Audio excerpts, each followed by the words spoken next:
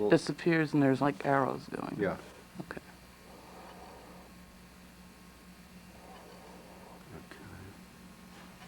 And over here, there's a little toggle switch, which is the zoom. Oh, okay. Look in, it's zooming forward. Zooming back.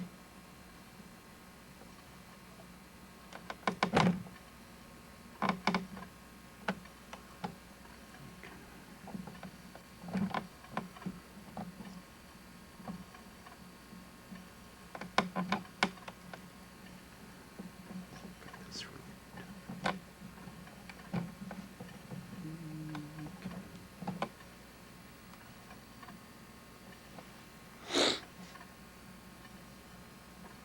Well, it likes this light.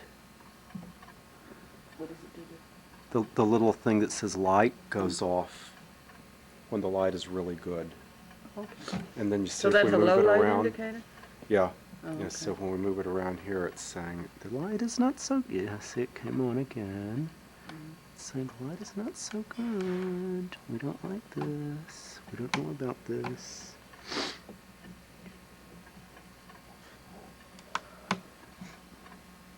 The funniest thing at that Christmas Eve ceremony was Eddie, when Vinny was taping, he's like, if my boyfriend knocks over that...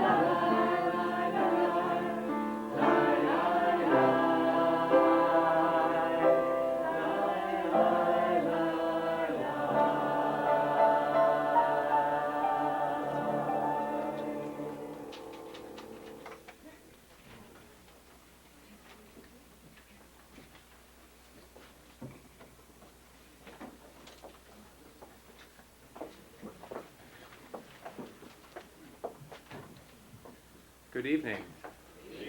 We're going to begin the program tonight, and we have just a couple of logistical things to go over before we start. One of which is we're not a full house tonight, so don't be shy. Anybody who wants to move up closer, let's get close and make sure we can all hear and we're all connected for tonight. You'll notice there are a couple of video cameras here. One of them is taping the evening for the Gay Catholic Hour, Dignity New York's cable television program, and the other camera is here for Councilman Phil Reed's presentation. And we just want to assure everyone that the video cameras are taping what goes on up here. So if for some reason you don't want to be on camera, just don't come up here.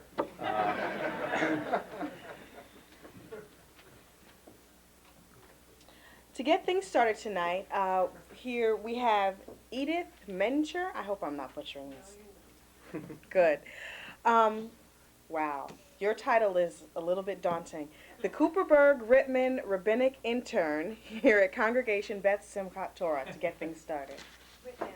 Rittmaster, sorry. I have to say that when I get on the phone. That's who I am. Welcome. Welcome to this celebration of the life and legacy of Martin Luther King Jr. Welcome to this evening of memory, inspiration, and rededication organized by the Spiritual Rainbow. And welcome to Congregation Beth Simchat Torah. Our congregation is very privileged to be able to provide this space in which we can learn and sing together, remember and be inspired together as we honor the faith, the teaching, the leadership, and the courageous action that characterized the life of Reverend King. It seems far from coincidence that as we remember Martin Luther King's determination to lead his people from oppression to freedom, that this week the Bible story that inspired King will be read from the Torah in synagogues around the world. God spoke to Moses, "Go and tell Pharaoh, king of Egypt, to let the Israelites depart from this land." Yet Moses did not feel able to do what God demanded. He protested that the children of Israel would not listen to him. He cried out, "How then should Pharaoh heed me, a man of impeded speech?" Moses, we think, had a stutter or had some other reason speech did not come easily to him. When Moses doubted his own capacity to serve as leader to his people at the burning bush, God assured him that he would not go to Pharaoh alone. God would be with him. Now, when Moses doubts his capacity to deliver God's message, God assures him that he will not go without human companionship and support. God speaks to both Moses and to his brother Aaron, and together they go to confront Pharaoh. With God and with one another, they go out to bring freedom and hope, to confront injustice and tyranny. It seems far from coincidence that the night we have chosen to remember Martin Luther King occurs in the week between the anniversary of his birth and the anniversary of the death of his good friend and spiritual colleague, Rabbi Abraham Joshua Heschel. Just as Moses did not confront Pharaoh alone, just as God spoke to Aaron and sent him to walk beside Moses, so God sent others who heard God's voice to walk beside Dr. King as he led the long march toward the freedom of his people, the long march toward a more free and just world for us all. Rabbi Heschel's daughter has written that the relationship between the two men was one of affection and of colleagues working toward the same political causes. A photograph of Abraham Joshua Heschel walking arm in arm with Martin Luther King Jr. in the front row of the marchers at Selma has become an icon of American Jewish life and of what is possible and necessary in Black-Jewish relations. Yet superficially, what was considered so remarkable about their relationship was the incongruity of Heschel, a refugee from Hitler's Europe, who was born into a Hasidic Rebbe's family in Warsaw with a long beard and yarmulke, involving himself in the cause of civil rights. What drew these two men together? What formed the basis of their friendship? Susanna Heschel observes that Martin Luther King's choice of the Exodus motif as inspirational to the struggle for equal rights for blacks certainly played a role in linking her father and Dr. King spiritually and intellectually. Both of them had a similar sense of the nature of God's deep and personal involvement with humanity. God is involved in the human struggle because God is affected by how human beings treat one another.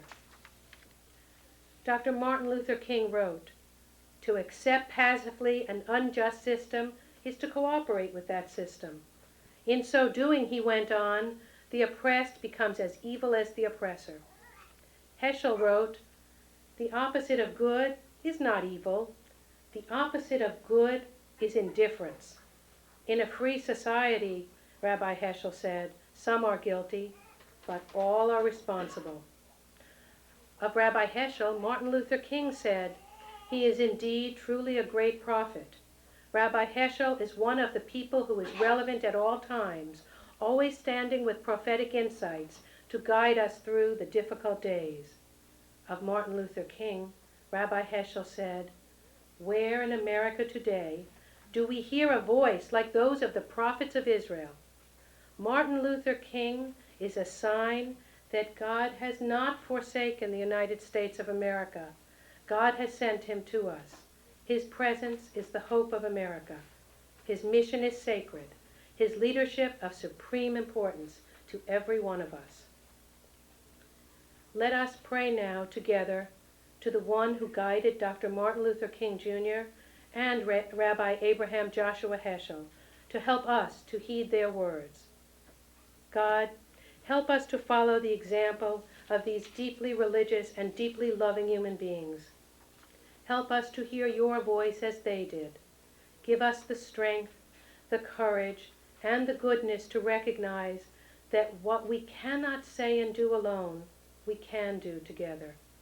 God, help us to find the will within ourselves to march together, to pray together, to study together, to work together to bring our world closer to the world of which Martin Luther King dreamt.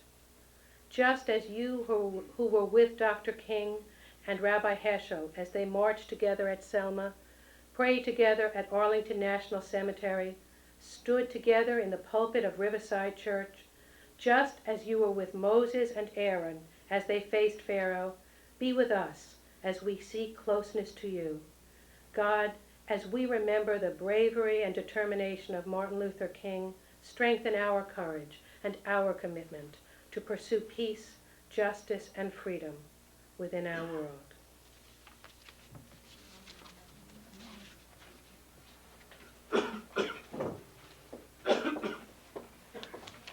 Thank you very much, Edith. Well, good evening again, everybody. My name is Kathy Carter. And I'm Chris Cappiello, and we are the hosts of Dignity New York's cable television program, The Gay Catholic Hour. And we're delighted that the Spiritual Rainbow has invited us here and to host tonight's program. And I'm delighted that you are here, Kathy. I missed you last year. I was busy making something. He's right over there. And I'm honored that we were invited back to host tonight's program. You must have did an okay job, I guess. Pulled it off. Before we begin, we thought it would be an important thing to just explain a little bit about what the Spiritual Rainbow is. Right. Well, the Spiritual Rainbow is a coalition of many of New York's diverse gay and lesbian spiritual organizations and gay-friendly churches.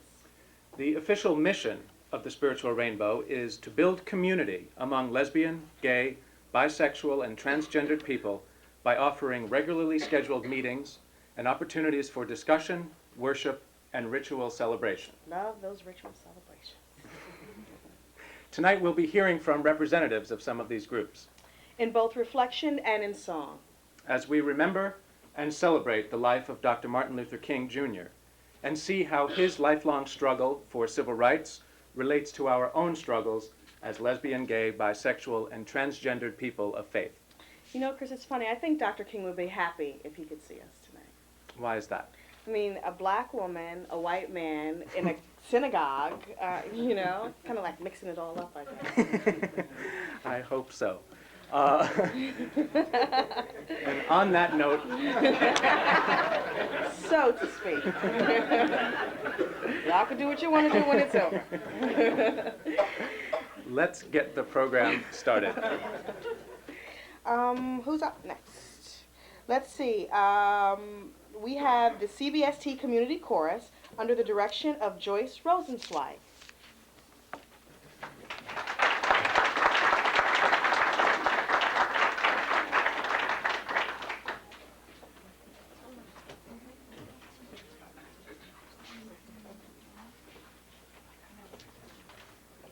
Good evening. We have two songs we'd like to share with you tonight. The first is called Al Shlosha Devarim. It is from our own heritage, from the works of Pirkei Avot, Ethics of the Fathers. And these words seem awfully appropriate tonight in remembering Dr. King. The words are, on three things is the world built, on truth, on justice, and on love. This is a contemporary piece that was set by Alan Naplin. The second piece we're going to sing for you is Oseh Shalom, from our liturgy that we say every day at all our services. The words are, may the one who grants peace in the heavens also grant peace to us and to all the peoples of the world. And let us say Amen. And this is a piece that is set by a contemporary songwriter named Debbie Friedman.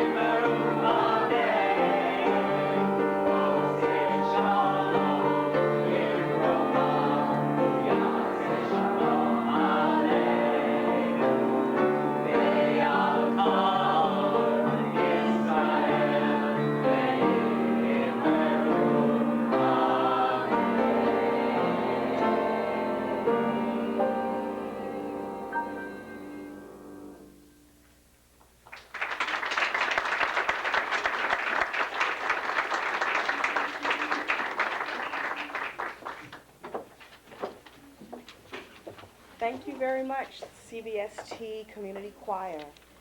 Now it's time for our keynote speaker of the evening, Phil Reed, a longtime activist for civil rights, starting at an early age when his family was involved with Dr. King and the Freedom Riders. Phil Reed has been active in the fight to bring funding and services to people with HIV and AIDS since the early years of the epidemic. His important work has included serving as project director for the East New York HIV/AIDS Project and director of public affairs for the Hetrick Martin Institute.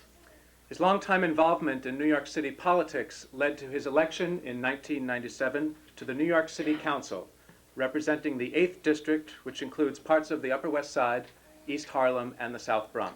And in 1998, he was Grand Marshal for New York City's Gay Pride Parade. It is a pleasure to introduce the Honorable Phil Reed.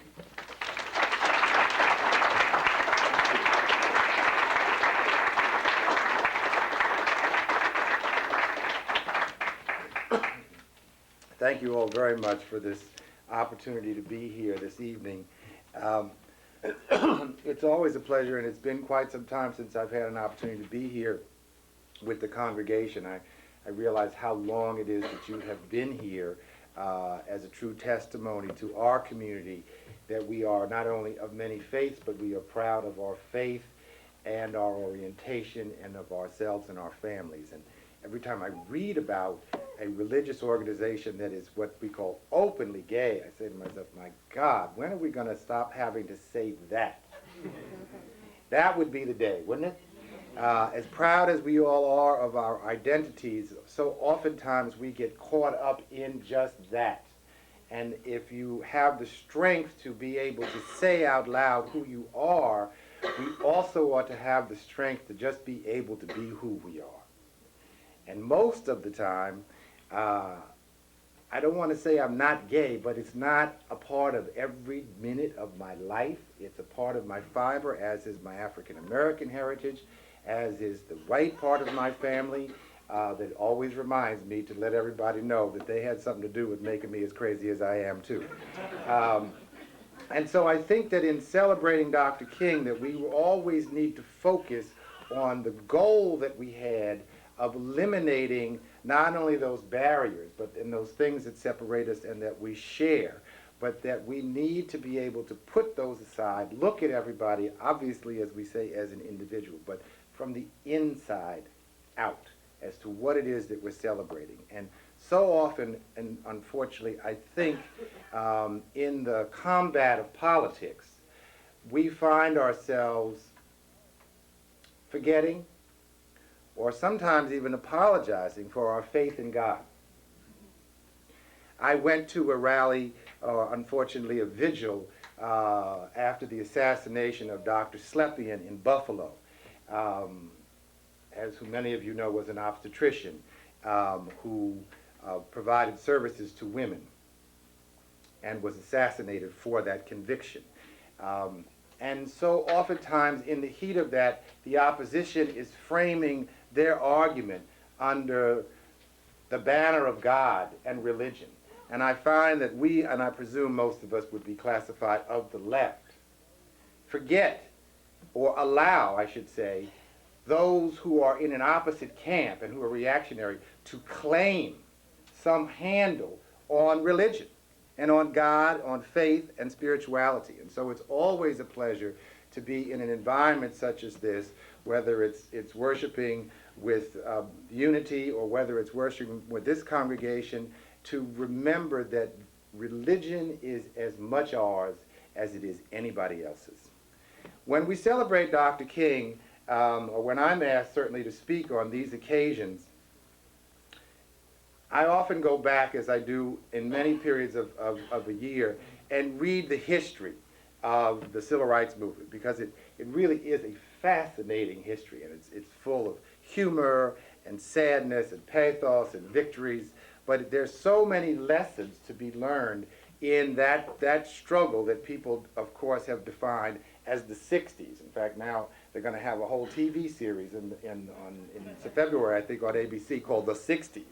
Well, as we all know, the struggle for not only civil rights and human rights, which is exactly what Martin fought for, have been a fight that has been going on for centuries.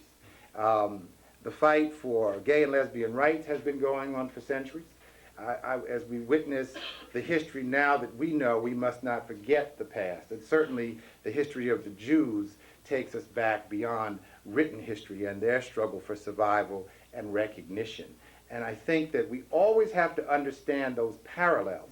I was recently reading through this book again and thinking about the parallels of the history of the recent movements that many of us have been in, whether it's as an AIDS activist or a gay and lesbian activism or for women's rights or social justice. The fact that we don't always all get along. And there are a lot of egos involved in it, and there's a lot of different camps that think we ought to do it this way and we ought to do it that way. And if you read the history of the famous 1963 March on Washington, you will find that, boy, was that ever rife with strife and people were calling everybody everything but a child of God. The interesting thing, of course, in that, as I suspect that many of you know, is that the principal organizer of that march was Bayard Rustin. Bayard Rustin was a very out gay man. Bayard Rustin never equivocated about his sexuality. He understood, certainly in the context of the times, that perhaps he couldn't take the role out front. But I think he also realized that he needed to be the person doing the organizing because that's where his talents lay. And it's a lesson to be learned because oftentimes, certainly in this most recent job that I have, I'm sort of projected out there as a leader. Let me tell you, if we didn't have all the people doing all the organizing and the things that needed to be done in the back, I wouldn't have anybody to lead. And I have to remember that leadership only can be truthful if it's aware of the work that comes from the hearts of the people that are there. And I look at the choirs and I look at the choruses that are here, and when I was in when I had the really amazing experience of being the Grand Marshal of the parade, I must tell you, it's not as great as it sounds on one level because you're at the head of the parade and the whole entire party is behind you. So you don't get that much of a chance to be in the party. But the experience of seeing the people along the sides cheering us on in solidarity and some there in wonderment says that you are just a small piece of that. And that there is a movement that's percolating out here while we're celebrating Martin today. We have to remember that there are millions of people out there who are hundreds of millions of people who are celebrating not only his life, but our struggle as human beings for dignity and for peace and for justice. Martin said about the March on Washington that many people in recent history would tell you it was for Negro rights. And if I look around the room and I'm honest enough, most of y'all remember when they called us Negroes. You know, that sort of turnaround of names. I was born in 1949. God, I'm going to be 50 next month. And I think Zachary has heard me say this, but on my birth certificate, I was born right up the street at St. Vincent's Hospital. On my birth certificate, it says I was colored. Now, I don't know if that's because my mother was white, my father's black. I think that was just the name of the time. And so I went from being colored to being Negro, and then I've been black. This is all just in 50 years. I've been an African American, and now I'm all the way back to a person of color. Sound familiar? Boy, I tell you. And I won't even begin to tell you what they call gay people. You know, we've been through all of those other more negative names. But the fact is that in the March on Washington, Martin felt, and this is a quote, that full equality would require not merely the elimination of legal separation, but the far broader achievement of untrammeled opportunity for every person to fulfill his/her total individual capacity. That sounds like something we could say about the gay movement, the women's movement, or any of these movements out here. Let me just repeat this one more time. Full equality would require not merely the elimination of legal separation, but the far broader achievement of untrammeled opportunity for every person to fulfill his or her total individual capacity. And that, I think, is what we have to constantly remind ourselves is what our goal is to be working towards and to reach, is for all of us individually to be able to be who we are. And we want to be able, in this arena, to define ourselves, and the politics out here requires us to demand to be recognized as gay and lesbians because they want to think we're invisible, or to demand for ourselves as women to have the right to choose what happens to our body, or to demand our rights to be free if we're over in foreign lands where there are people who are saying that just because of the color of your skin or your religion, you're not allowed to keep your own life. But the reality as individuals is we have to try to live up to our own capacities and allow other people to do that. When Martin fought for these things, when all of the thousands of people who joined him, and when you look at the pictures of that period, you find plenty of white folks in those pictures. And people always talk about, let me tell you a story. We were celebrating, I think it was the 25th or the 30th anniversary of the March on Washington.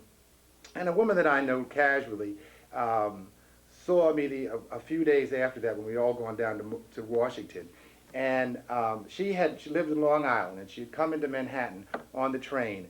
And she was talking about the experience of watching all these thousands of people getting on the trains to go down to Washington.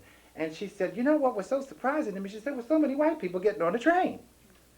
Well, because we have been taught that this was just a black movement and that it was just about black rights. But the fact of the matter was that we would not have been successful had we not had the participation of people who understood that the fight was about social justice and it wasn't about race.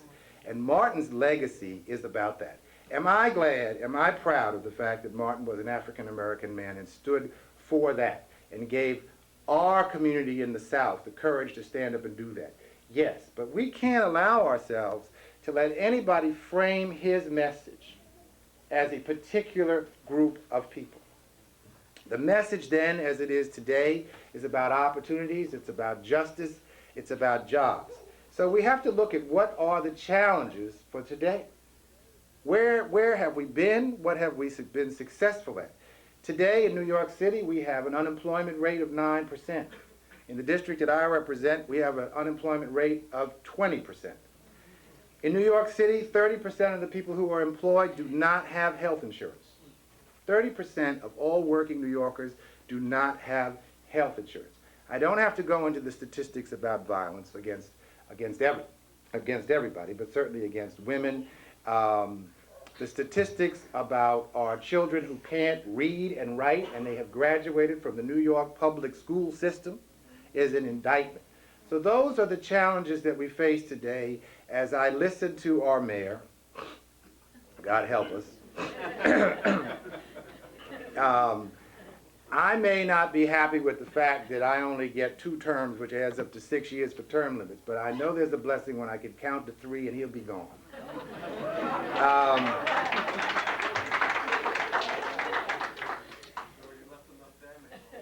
The mayor has decided to tell us that everything is fine. And if you listen to it long enough, you'll believe it. That's what he thinks. So it's important for us to not only talk back to bullies like Giuliani, because he's gone soon, but we have to tell all of those other people who have bought into this. And many of us go to cocktail parties and associate with our friends who have this false sense that things are fine here in New York, and don't define fine in the sense of what the impact of all of what's happening, not only in this city, but in this country, have on all of us. Because the message, certainly, of Martin is that none of us can really be comfortable if any of us are left out. And when you don't have to look very far beyond the shores of Manhattan. I was at a party the other day with this, actually the same party with these people who are calling themselves liberals, talking about economic opportunity and the involvement. This one woman, she sells commercial space, and she's a really nice lady. I've been knowing her for years. She sells commercial space to major national chains, the Foot Lockers and people like that. And of course, as the booster that I'm supposed to be for East Harlem, I was explaining to her about the opportunities on 125th Street with the new Pathmark and some new economic development things that are happening up there, and a brand new subway station. And she just said, "Oh, no, we can't put the store up there." And another woman sitting next to her said, "You know, I don't understand." She said that, "You know, really, that neighborhood is so close to Manhattan. I don't understand why it hasn't been developed."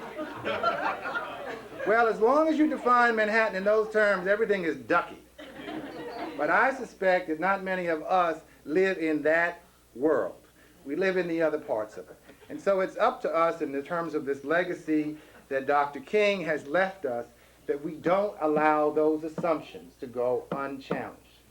And that is not an easy thing to do, because oftentimes we hear these assumptions at work, where we're trying to get along with people. We can hear them in our church, well, probably not in this congregation, but in other settings, and it's difficult for us to always have to feel, "Oh God, do I have to pick up that mantle again and walk out here with this thing?"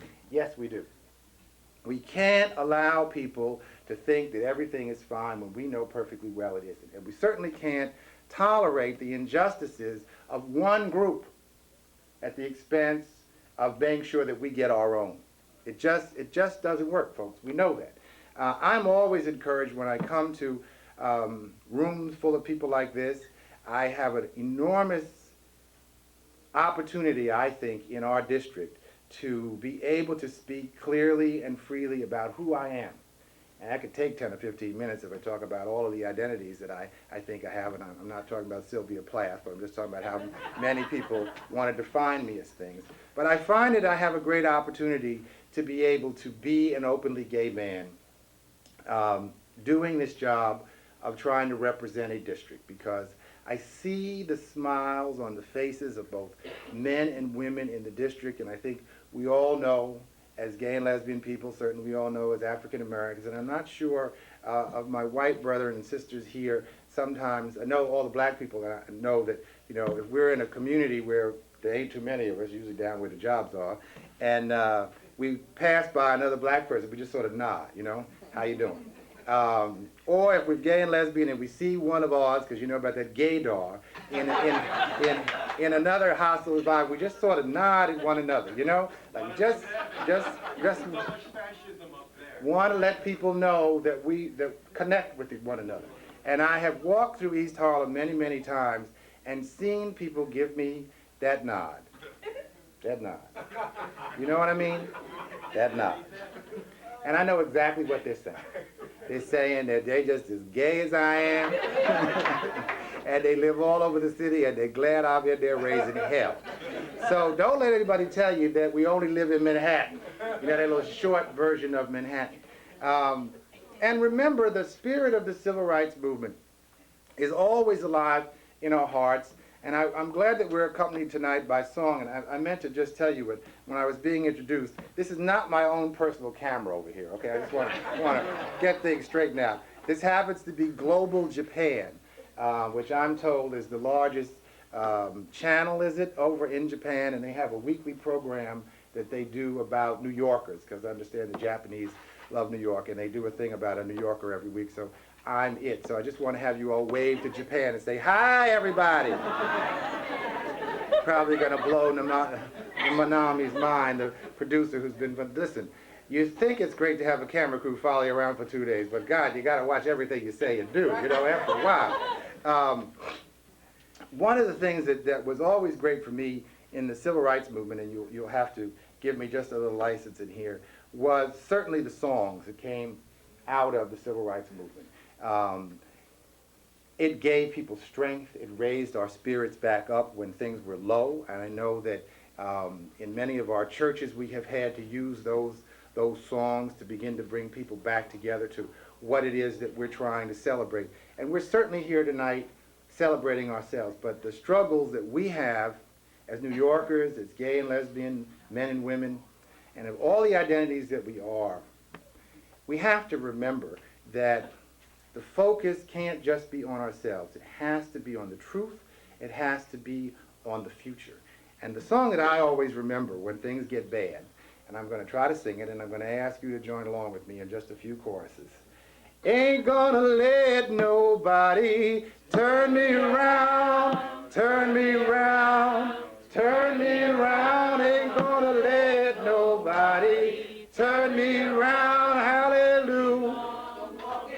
Keep on a talking, walking down the freedom's land. Ain't gonna let Giuliani turn me around, turn me around, turn me around. Ain't gonna let Giuliani turn me around. Gonna keep on a walking, keep on talking, walking down the freedom's land.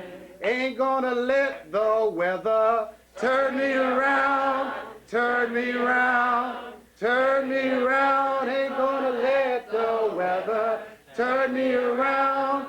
Keep on a walking, keep on a talking, walking down the freedom's land. One more. Ain't gonna let no hatred turn me around, turn me around, turn me around. Ain't gonna let no hatred turn me around. I'm gonna keep on a walking, keep on a talking, walking down the freedom's land.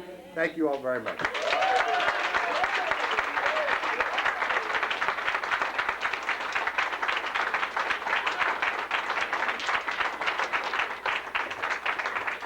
That was wonderful. I should have brought my tambourine. Thank you so much for that important message. Yeah. At this point in the program, I am sorry to report that we have had a couple of cancellations. Sandra Lowe contacted us a few days ago and said she was not going to be able to be here and felt terrible and sends her apologies and regrets. And Elaine Kirkland telephoned today. She is way out on Long Island, and with this weather, which apparently is nastier out there than it is here, she just didn't feel that she could get in here safely. So, unfortunately, we will not have them with us tonight. But not to worry, we still have a lot of other stuff to do too. Uh-huh. Nothing's gonna turn us around tonight. Now for another musical treat, I am thrilled to introduce the Inspirational Choir of the Unity Fellowship Church under the direction of Dion Creaney.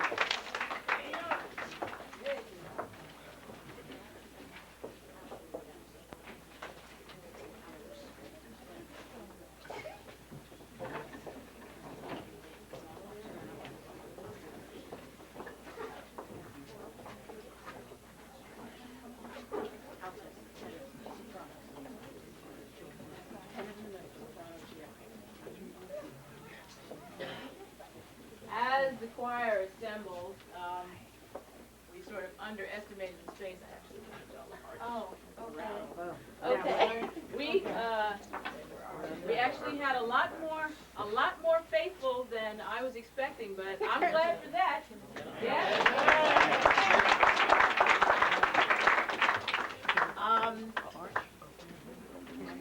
We bring you greetings from Unity Fellowship Church of New York. My pastor will say more about who we are, but we are the Inspirational Choir. And we are a participatory choir. We're not here to perform. We're not here to do a show. So please, if you feel like you want to sing along, go ahead. If you feel that you want to clap, even if you end up clapping on 1 and 3 and we're on 2 and 4, that's fine. If you feel moved to get up and sway because you are so moved, please go ahead. It is participatory music. We want to do 2 selections for you. The first is a modern-day spiritual written by our bishop, Carl Bean. It's called Martin's Dream. And basically, it's about how Martin's dream has been taken and changed and turned around. But like the original spiritual that Councilman Reed brought up, we will not let that happen. And the second selection is also from our bishop, and it's Love is the Greatest of These. In the Christian tradition, Jesus taught that love is the greatest of all things. Everything else falls aside, but love remains. And as long as love is at the head of everything that you do, love always is the greatest of these. We want to do those 2 selections. Actually, I want to do something. I want to do something. I want you all to just clap and make some noise. Now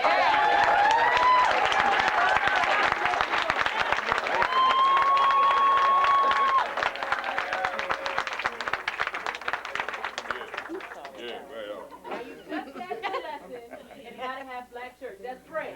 That's praise. We want you to know that that's what you're here for praise. Okay? Martin Street.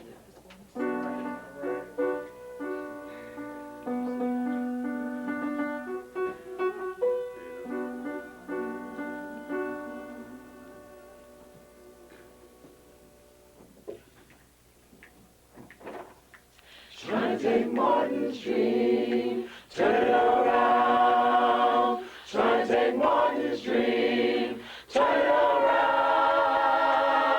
Stand up, lifting, putting folk down. Trying to take Martin Street, turn it around.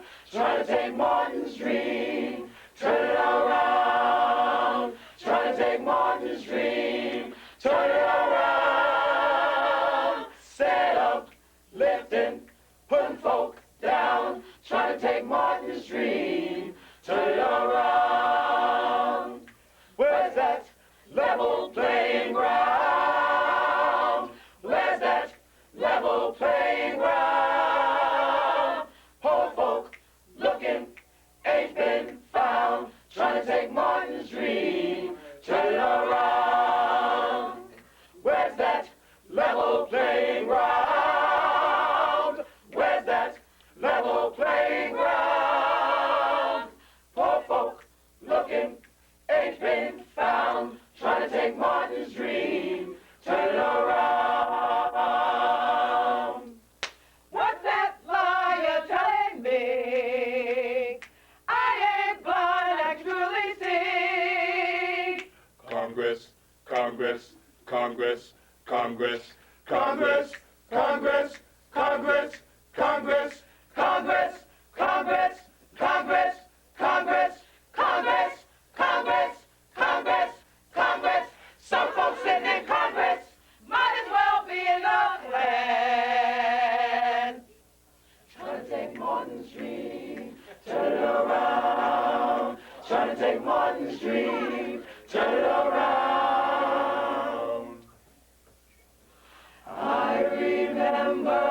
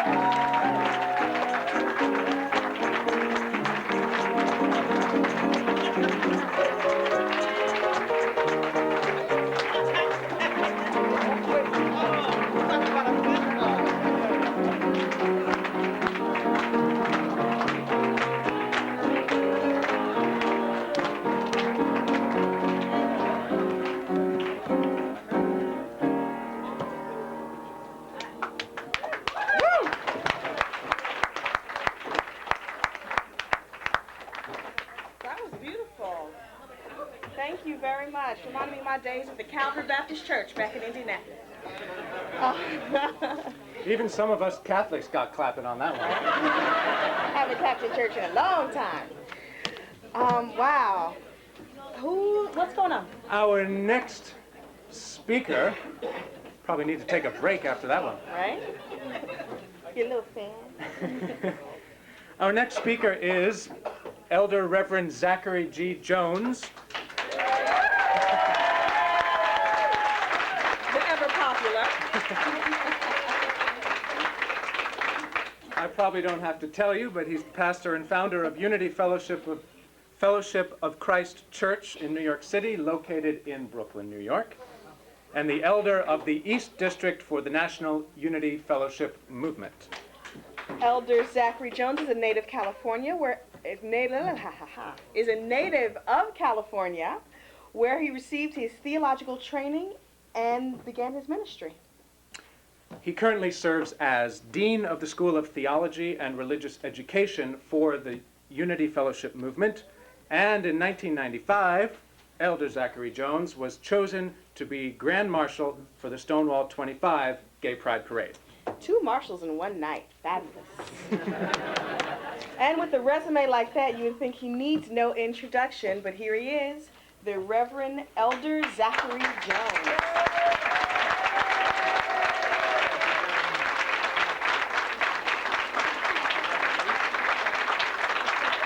Thank you. Thank you. Wow, what a warm welcome that is. Thank you very much.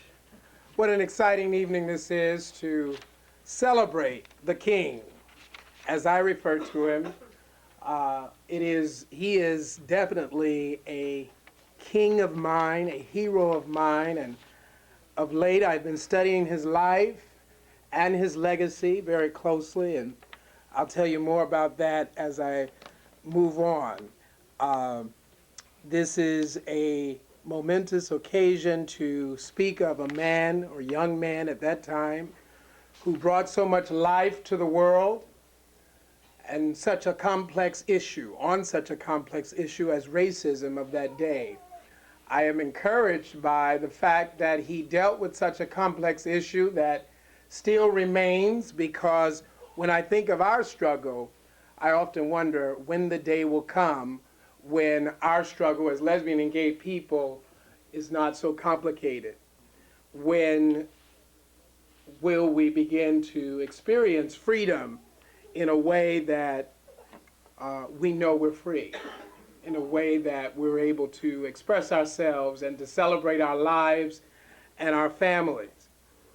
To Reverend Alan Harris and the Spiritual Rainbow, I want to commend you on your courageous acts of unity and bringing together all faiths, all different beliefs, courageous because we as theologians tend to be very starch in our belief and very unyielding sometimes.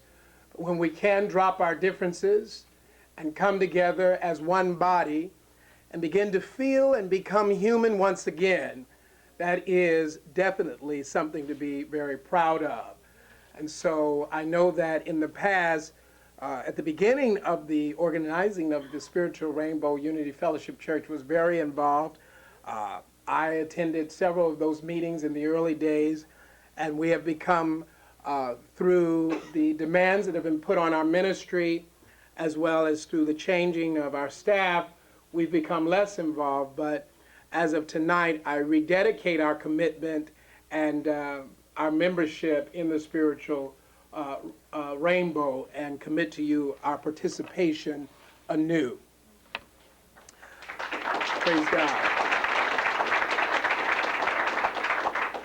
I want to also thank my congregation for coming out and supporting me and being with me to celebrate this evening.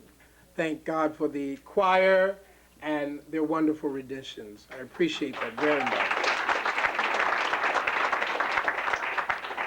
I pledge allegiance to the flag of the United States of America, to the republic for which it stands, one nation under God, indivisible, with liberty and justice for all, liberty and justice for all.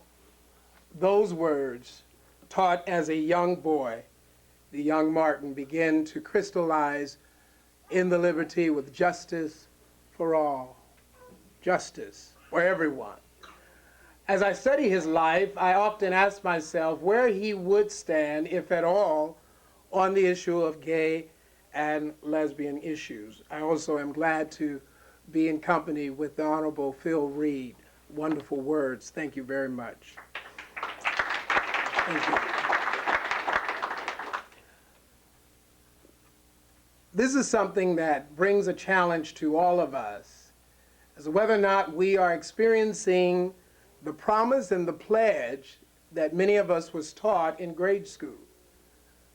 Do we feel, as lesbian and gay people, transgender community, all of those described as those who have liberty and justice? This is a night of celebration. This is the night we are to celebrate the King's legacy, his belief, his dream. Where do we feel we fall in the dream? Many people only know that Martin had a dream, but they know very little about what made up the dreamer. And that is the part that I have had an opportunity over the last 2 years in studying his life, studying his legacy, to become more and more familiar with his struggle and what made the dreamer the man that he was, his message that still lives today. I was but a little boy. I was born in '58, since tonight we're giving our ages.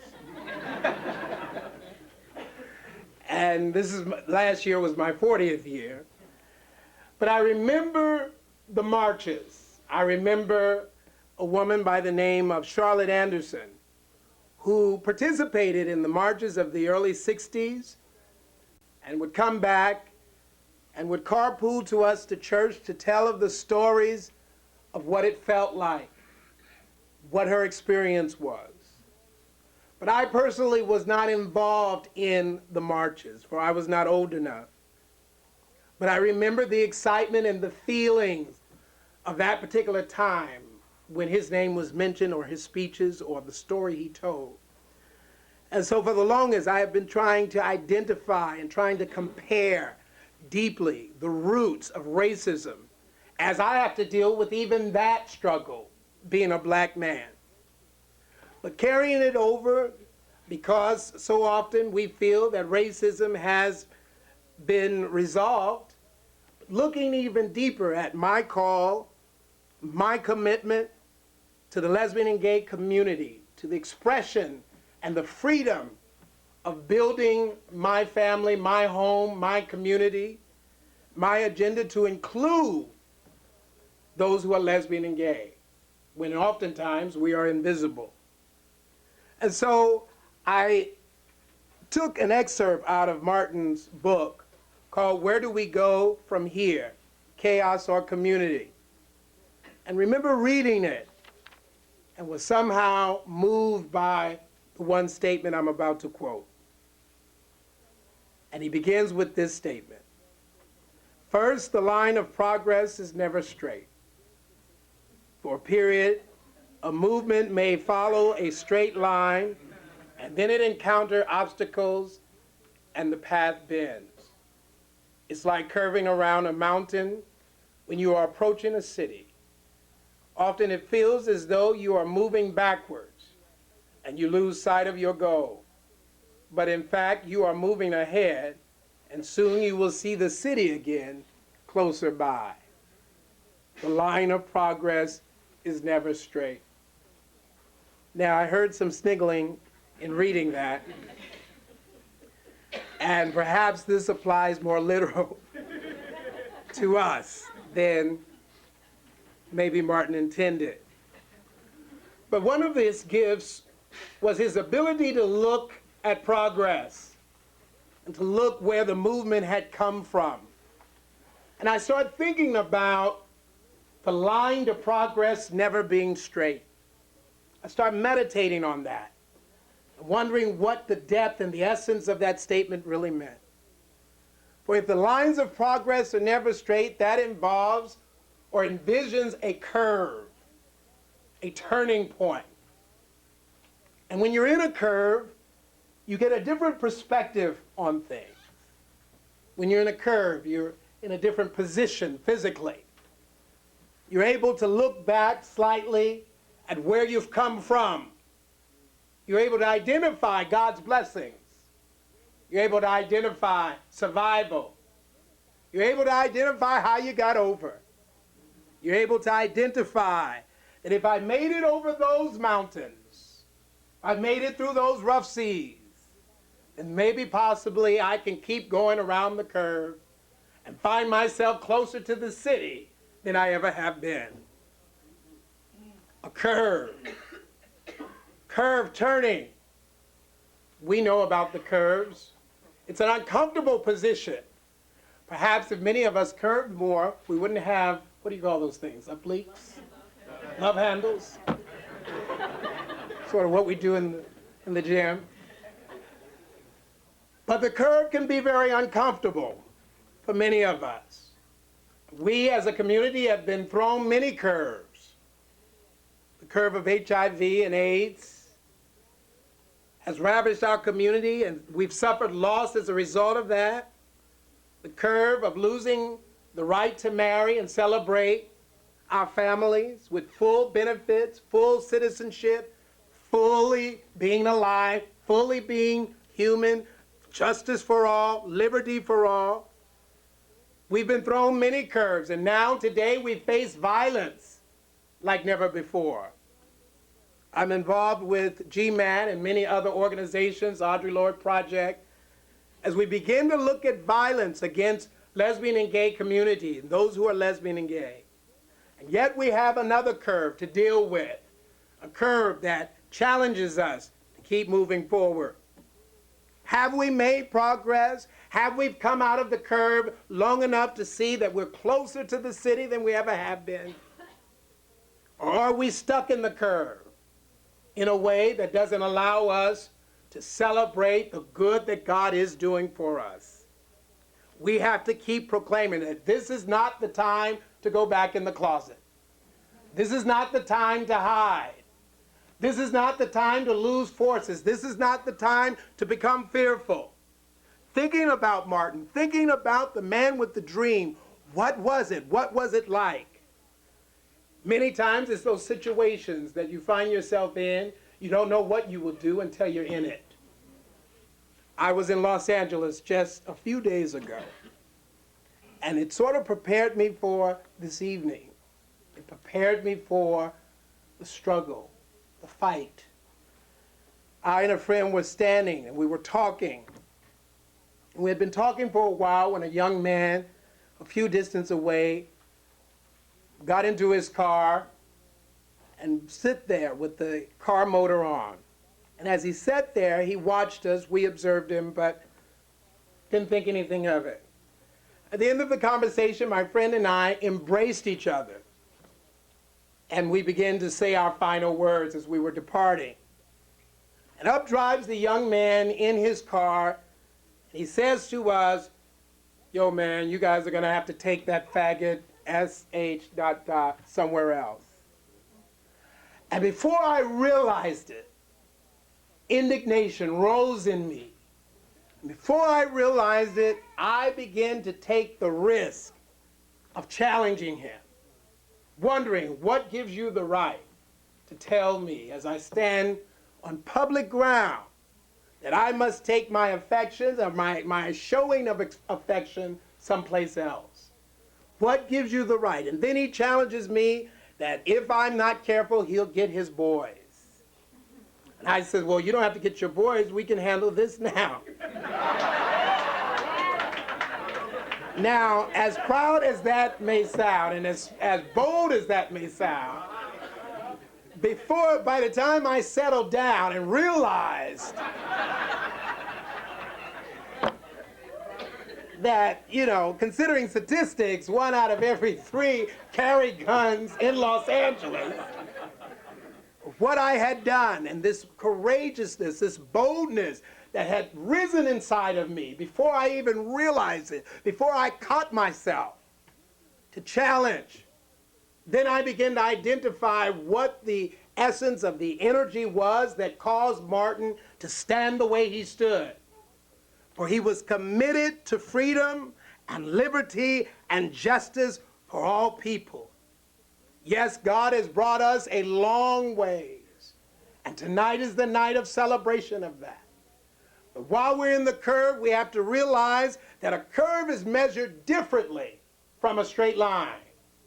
You have to measure a curve because it becomes wider as we measure it. It becomes uncomfortable many times as we measure it. It becomes clouded. We cannot see the city. Many of us experienced that coming back to New York City on the 95. We get around a particular portion of that city, it seems like the city is far away. But the reality of it, we're closer than we ever been. And we have succeeded.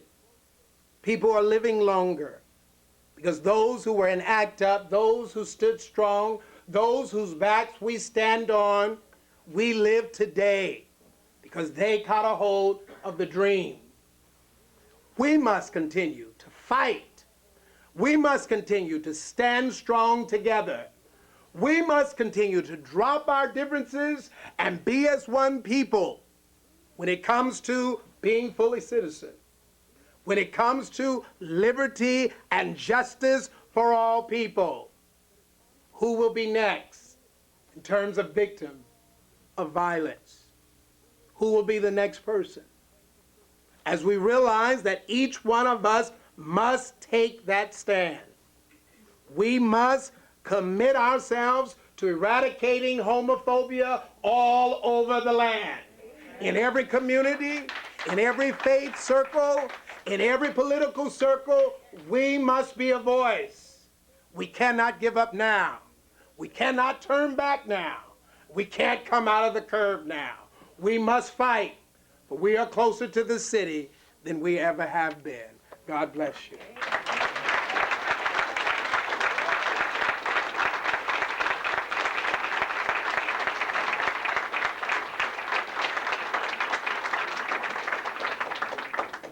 As my grandma would say, show enough, brother. All right. Now, another musical treat. We'd like to invite the CBST Community Chorus and the Inspirational Choir of the Unity Fellowship Church to join together in song.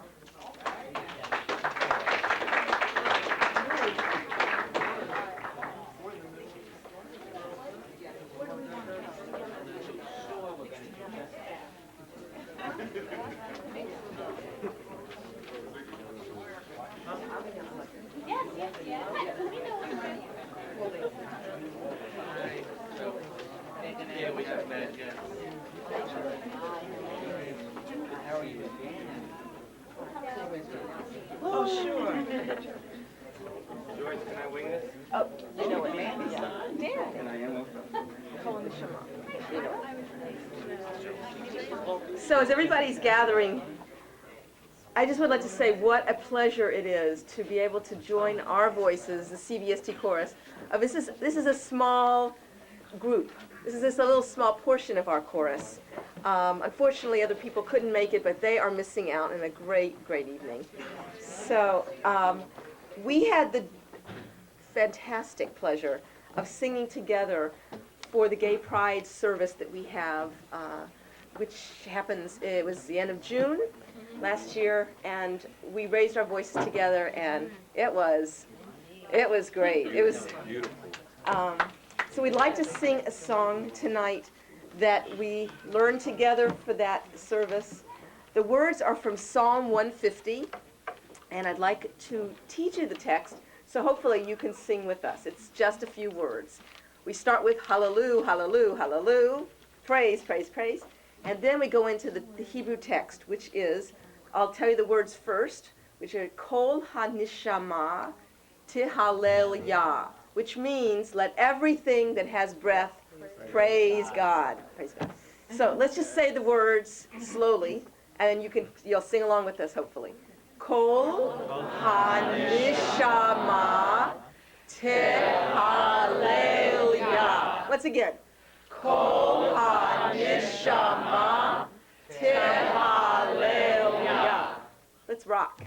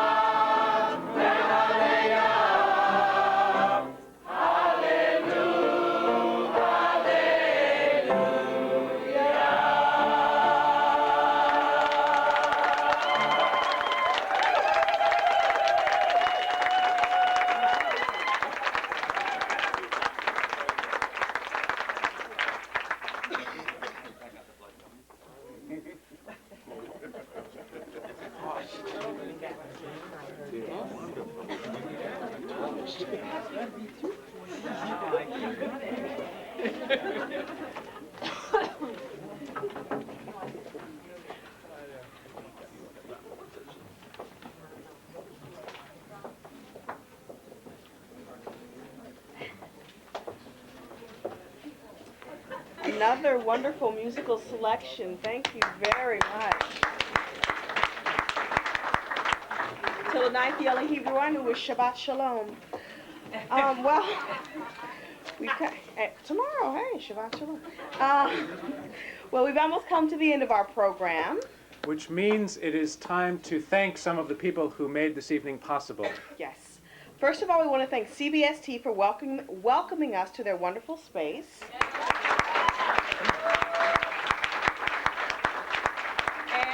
providing us with refreshments. And in particular, we'd like to thank Rabbi Sharon Kleinbaum, Yolanda Potosinski, president of CBST, and Dick Radvin, who is CBST's representative on the Spiritual Rainbow. And we would also like to thank the Spiritual Rainbow for planning this wonderful celebration. That's right.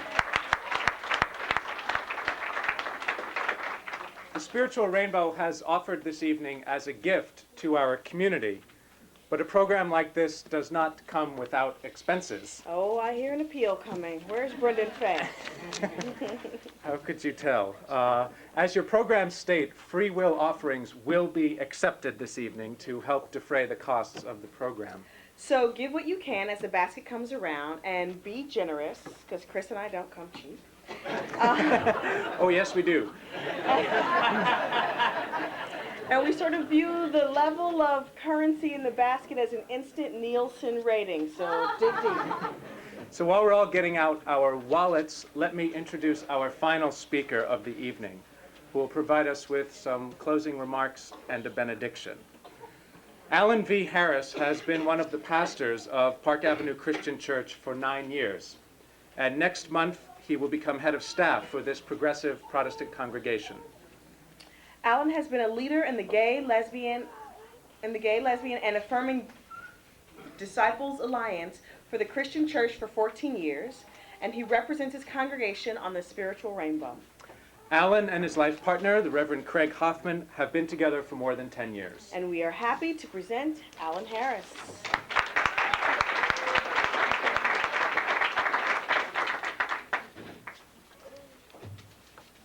I find it an incredible facet of the struggle that in the midst of the cauldron of pain and heartache, of prejudice and discrimination, that amazing things happen. And for me, one of the most amazing things that comes from the struggle is the power of song. And I believe that song happens for many people in the midst of struggle, but for people of faith, there is a particular grace that brings us to the brink of song. Dr. King wrote in 1963, the year of my birth, "Darkness cannot drive out darkness, only light can do that. Hate cannot drive out hate, for hate multiplies hate. Violence multiplies violence. Toughness multiplies toughness in a descending spiral of destruction. The chain reaction of evil, hate begetting hate, wars producing more wars, must be broken, or we shall surely be plunged into the dark abyss of annihilation." I believe it is the grace of song that keeps us from falling into that abyss. I believe these words are especially compelling for those of us in the queer community. For we are hurt in many ways. And we have had a year that has reminded us the struggle has not yet concluded. We have a dogged penchant for wanting, yearning, longing to respond to the acts of violence, discrimination, and apathy against us in a like manner. It is true, I am a human being, and I recognize that there is no more understandable human response than to want to respond to violence with violence. I find myself on that brink far too often. Dr. King reminds us, however, that ultimately a like response is ineffectual and ultimately self-defeating. We are therefore called to reply to a world of misinformation, mistaken identity, and outright abuse to new and non-violent ways. I believe we have been given an innate fabulousness to be able to find in the midst of that cauldron of hate and violence, a new way of doing things. We have been given an amazing creativity. I won't say straight people don't have it, but it comes just a little bit easier for our community. And it is a gift that we must use carefully, wisely, freely, and responsibly. This hallmark of our lesbian, gay, bisexual, and transgender community is an amazing one, and it brings us to the brink of music in wonderful ways. Knowing that the songs were written by Carl Beam is just incredible, and I'm afraid I don't know the names of the other authors, but to have this creativity come from our community shows us that is the gold, not the dross, that is remaining after the fire.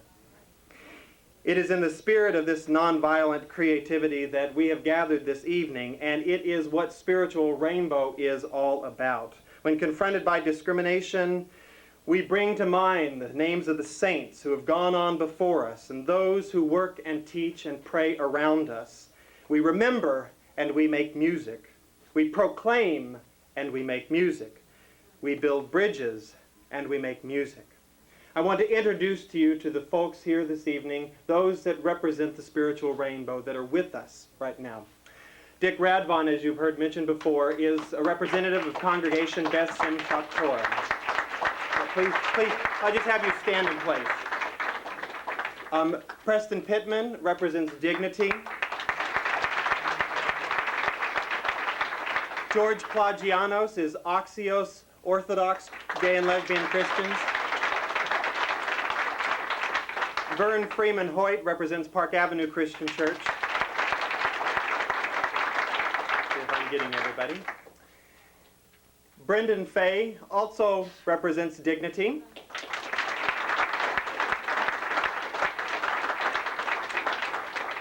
David Duckworth represents Maranatha Riversiders for Lesbian and Gay Concerns. Craig Hoffman represents Broadway United Church of Christ.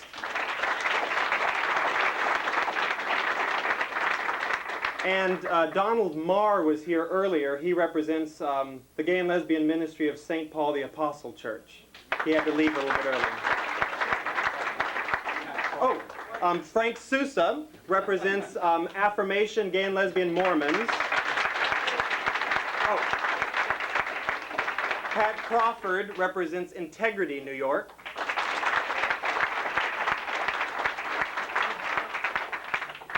Okay, I think that gets it. Please be seated. In the spirit of the creativity that comes out of chaos, that comes out of the struggle, we're going to end with a song. And I want to tell you just a little bit about this song because it represents not the stagnant nature of our creativity, but the ever-living, alive nature of creativity in the midst of struggle. The song with which we will end has been the object of creative wills of many people. In 1901, Charles Albert Tindley, a Philadelphia Methodist minister, wrote a song entitled, "I'll Overcome Someday." In spirit more in words or in music, this song provided the inspiration for "We Shall Overcome," the song that emerged in the civil rights movement of the early 60s. Passed along in oral tradition, Tindley's song underwent many alterations, so that the 1960s version has become quite different from the 1901 version. Along the picket lines in Charleston, South Carolina in 1946, a variant of the song was sung by members of Local 15 of the Food and Tobacco Workers Association. They were striking then to increase their wages to 45 cents an hour. Many folk singers have taken this song and added their own creative touch to it, including Zilphia Horton, Frank Hamilton, Guy Carawan, and Pete Seeger. Sewing machines are on my mind, I guess, or something. In the summer of 1963, the New York Times reported that the Reverend Wyatt T. Walker, an associate of Dr. King's at the time, said, "One cannot describe the vitality and emotion this hymn evokes across the Southland. I have heard it sung in great mass meetings with 1,000 voices singing as one. I've heard half a dozen sing it softly behind the bars of Hinds County Prison in Mississippi. I have heard old women singing it on the way to work in Albany, Georgia. I've heard the students singing it as they were being dragged away to jail. It generates power that is indescribable. And I believe if Reverend Walker were here today, with us today, he might also have noted that it was heard on newscasts coming from the throngs of students in Tiananmen Square in Beijing, China in the summer of 1989. So I invite you now to join your creative spark to this amazing song, and together let us sing, "We Shall